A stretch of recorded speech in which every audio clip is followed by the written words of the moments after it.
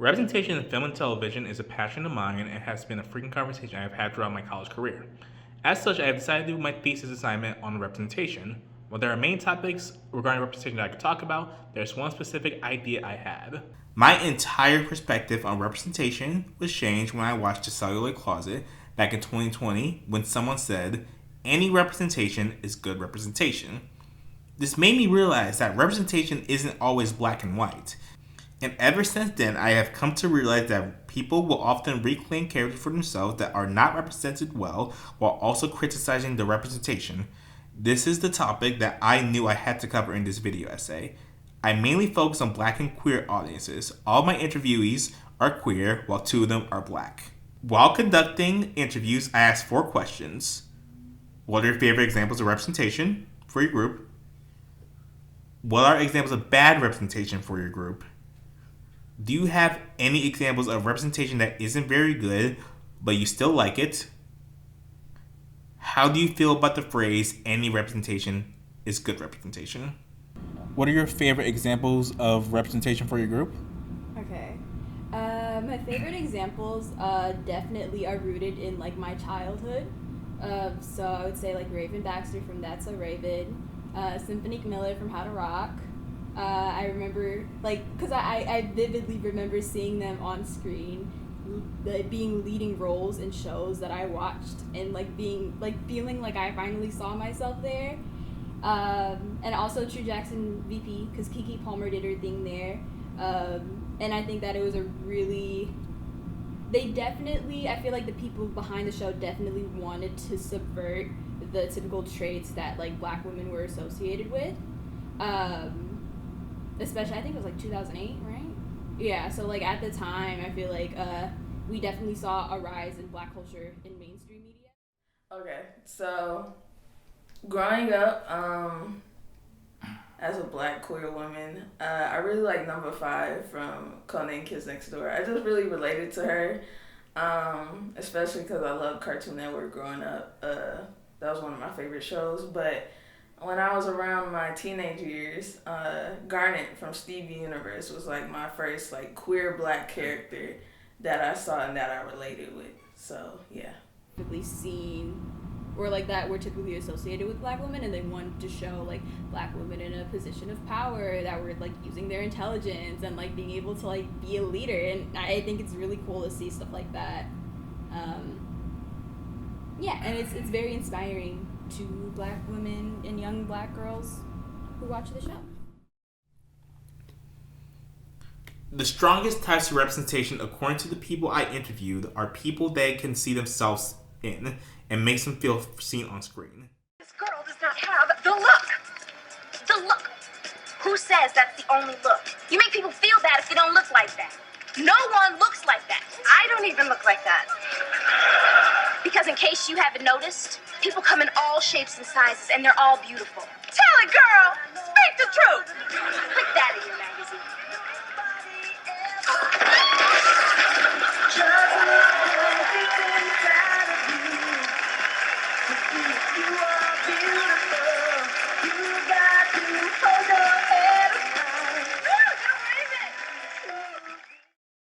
What are examples of bad representation for your group?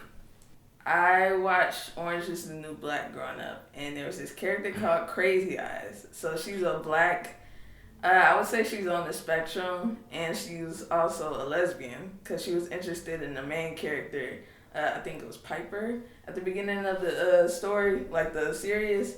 And I don't know, when she was first introduced, she was just passed off as like crazy and psycho, and I felt like that was kind of a bad representation, at least at the start. I feel like they developed her more throughout the series, but, you know, at the beginning it was just like, ooh, yeah. You stole my good life that I made after you. Stay the fuck away from me. Ladies, house program will begin in 1 hour. Is there a problem here? No.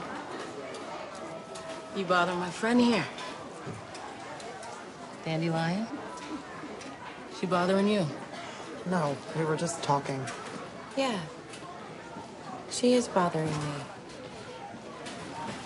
And you need to be on your way, because she don't like talking to you, not one bit.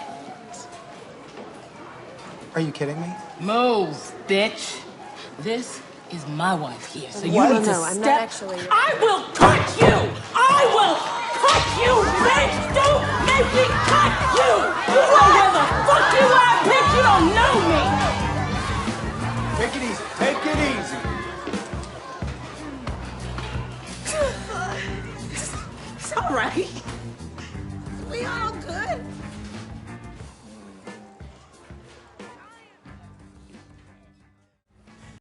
An example of bad representation I didn't really love was the lesbian character on Pitch Perfect.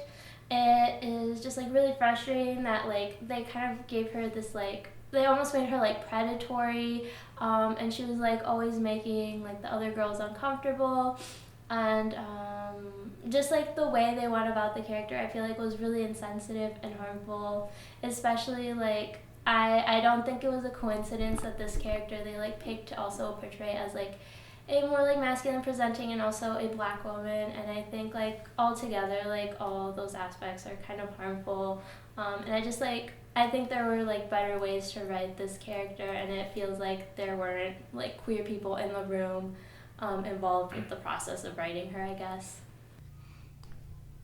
The example of bad representation are people who portray them inaccurately and or in a negative way. When it comes to representation that isn't very good but is still liked, I found that the people I interviewed talked about representation that was important for them to see but still had a lot of issues. One of the examples given to me was Glee. Do you have any examples of representation that isn't very good but you still like it? Yeah, so definitely I think Glee is kind of this for a lot of people, Glee is like the bad representation but you still love it.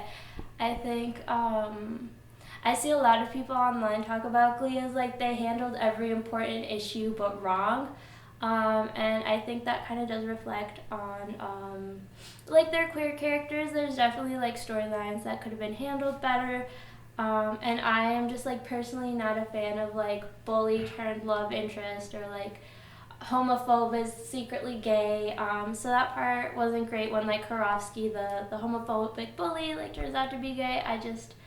I don't personally enjoy seeing that trope in media, but I still like really love it, and you can tell that the people behind it being gay isn't the punchline ever, and I think that's the big thing for me is that maybe some like not great stereotypes are out there, or maybe some of the storylines aren't handled the best, but I think for me really that deciding factor as to whether I can personally possibly get behind it or not is like whether you feel like that queerness is the punchline or maybe just something was handled insensitively instead.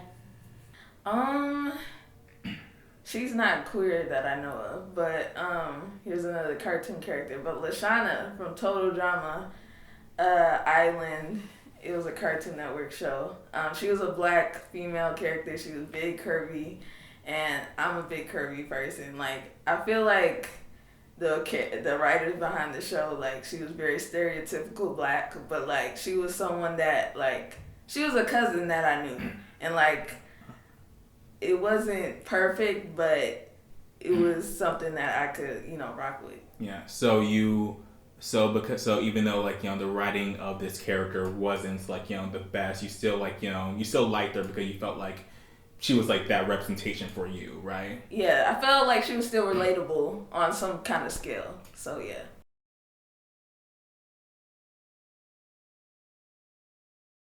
To prepare for this project, I watched The Watermelon Woman by Cheryl Dunye. Not only did I find some great research for this project, but I also saw one of the greatest films of all time. The Watermelon Woman is a movie about Cheryl Dunye's character trying to research about this queer black actress who is believed to be in a relationship with a famous white actress. It is worth noting that the fictional actress known as the Watermelon Woman, Faye Richards, was known for playing a mammy stereotype, which is an offensive trope for black women. This should come as no surprise considering she is literally known as the Watermelon Woman. What is interesting is how my journey for this project parallels Cheryl's journey in making this documentary. Cheryl's doing research about a black queer woman who was in a stereotypical role with objectively bad representation, but still takes an interest in her due to the fact that Faye is a black queer woman just like Cheryl. Despite the poor representation, Cheryl was able to get inspired by this woman who was able to be on screen while there weren't any people like Cheryl on screen. And when it comes to my main topic of reclaiming bad representation, Cheryl does that simply for the actress alone. She takes comfort and interest in this actress because it was an actress just like her. And while the representation was bad, it could be argued that this fictional actress paved the way for Cheryl.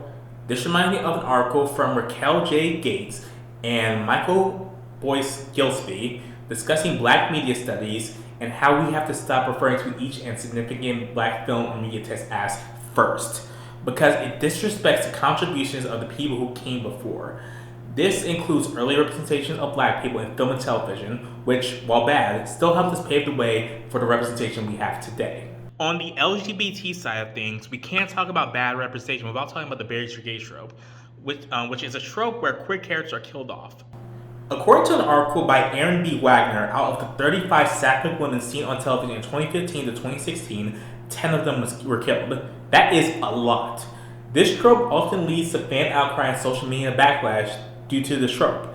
It isn't fair for the LGBT community's only form of representation being constantly killed off when we already know we don't get enough. A huge example is from the show The 100, where a queer female character named Lexa, who had a queer relationship with the main character Clark, was killed off. This led to the show producer Jason Rothenberg to lose over 47,000 followers on Twitter. But what was the reception of the character before her death? The character in her relationship was praised as a good example of LGBT representation.